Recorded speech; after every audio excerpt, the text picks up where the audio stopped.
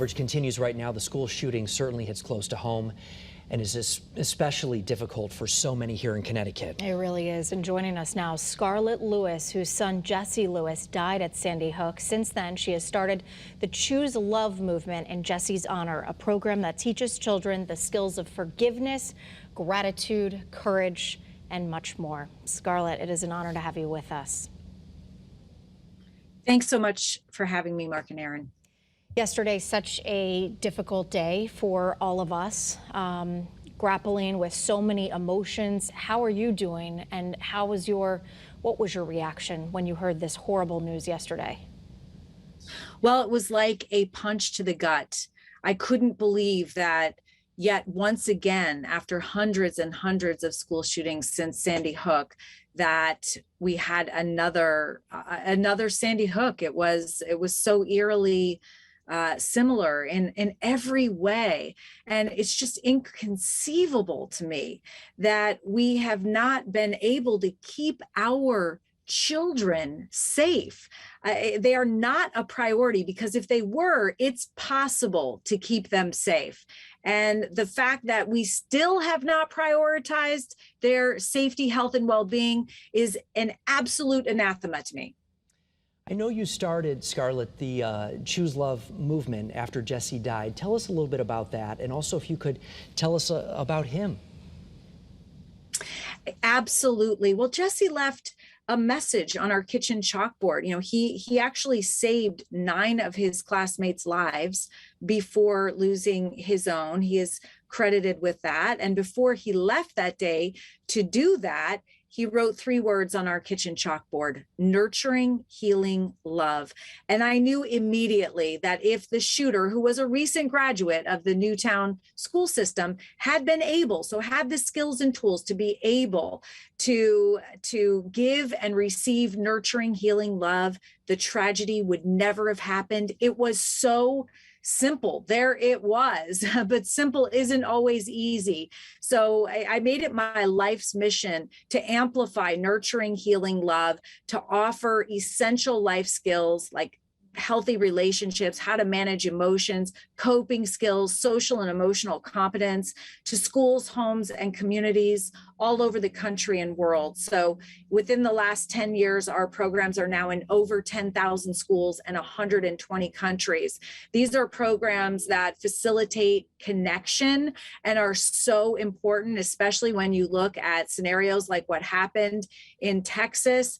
It's the classic scenario where there was a young person, they were bullied, they were hurt, they were in a lot of pain, they were isolated, they didn't know what to do with that pain. And so they took it out on others. And literally, I knew that what the Choose Love movement does, the programs that we've developed that are no cost, by the way, and very comprehensive, I knew that if the shooter had been enrolled in one of these programs, that Jesse would still be here for the shoot here.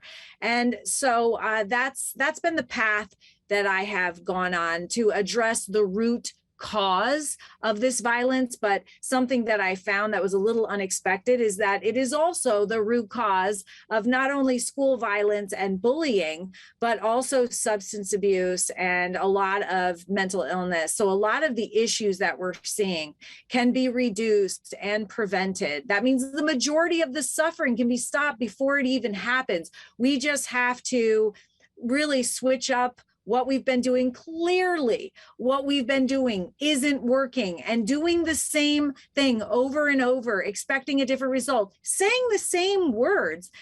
President Obama came to Newtown High School and spoke to the families 3 days after the tragedy, talking about gun control.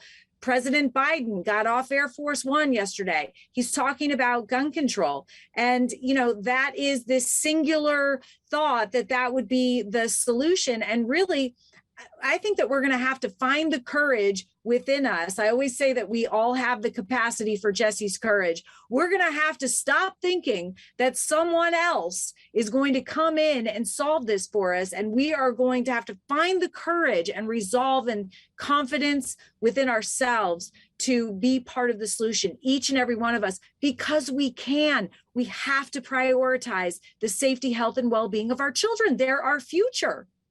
Well, Jesse clearly had a lot of courage. So do you. And this movement is doing great work. It's doing important work, and it's clearly having an impact on lives all across the country. As these Texas families are dealing with really unimaginable loss and dealing with inconceivable grief, this is something, unfortunately, that you had to go through and still have to go through. Is there anything you would say to those families who lost a loved one yesterday, or those officers and law enforcement officers who were on the front lines witnessing something that none of us should ever have to see or deal with? I know, and it impacts far greater than just the families and just the people that were present. It's impacted communities and a nation. And I would say that you are not alone, that we grieve with you, that we deeply care, and that we promise that we will prioritize the safety and well-being of our children, that each and every one of us is going to have the confidence to do something. The opposite of anxiety and fear, which I think we're kind of becoming numb to these school shootings. The opposite of that is positive action. And there's something that each and every one of us can do. And I would say to those families, you are not alone.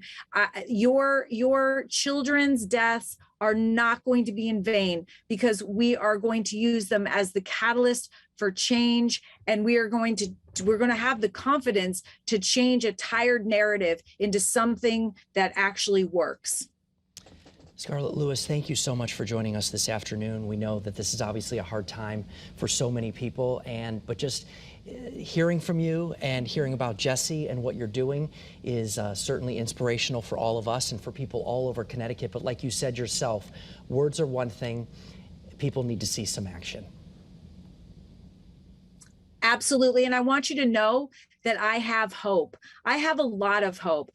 Today, I'm actually in the Choose Love bus. I'm in New Hampshire. I just spoke to 1,400 high school kids. They had created an event themselves and had the love and support of their staff and administration. And they wanted to tackle the tough questions. They wanted to talk about mental health. They wanted to get some skills and tools that they would be able to take with them to flourish for the rest of their life. I talked with them about how to handle the struggles that they're facing right now, the difficulty, that hurt and pain that we all have within us, but is especially poignant when you are a teenager. And I gave them skills and tools that will help them manage that pain and be able to be strengthened by it, rather than being taken down by it and taking down others as well.